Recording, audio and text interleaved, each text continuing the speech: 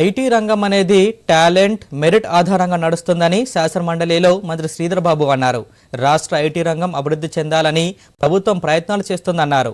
కాగా artificial intelligence కి హైదరాబాద్లో గ్లోబల్ సమిట్ నిర్వహించామన్నారు. అంతర్జాతీయ సంస్థలను తీసుకురావడంతో పాటు స్టార్టప్ కంపెనీలకు ప్రోత్సాహం ఇవ్వాల్సిన అవసరం ఉందని తెలిపారు. ఎస్సీ, ఎస్టీ, బీసీ, మైనారిటీలకు ఐటీ ఉద్యోగాలు పొందేందుకు స్కిల్ ట్రైనింగ్ ఇస్తున్నామని తెలిపారు. స్కిల్ ఉన్నవారు ఇప్పటికే ఐటీ ఉద్యోగాలు చేస్తున్నారని తెలిపారు.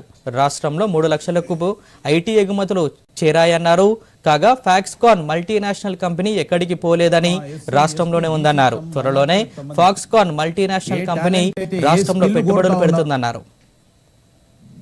ఈరోజు టాస్క్ అనే సంస్థ ద్వారా వారి స్కిల్ని అప్గ్రేడేషన్ చేసే ప్రయత్నంలో అక్కడ వారికి ట్రైనింగ్ ఇప్పించి మల్టీనేషనల్ కంపెనీస్కు సంబంధించిన టాలెంట్ ఏది కొడతా ఉన్నారో దానికి అవకాశం ఇచ్చే ఒక ప్రయత్నం జరుగుతూ ఉంది.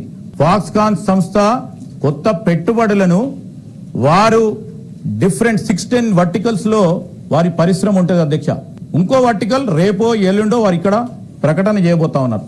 ఖచ్చితంగా కూడా పెద్ద ఎత్తున తీసుకొస్తాం, ఇది మా గ్యారంటీ. గురుకుల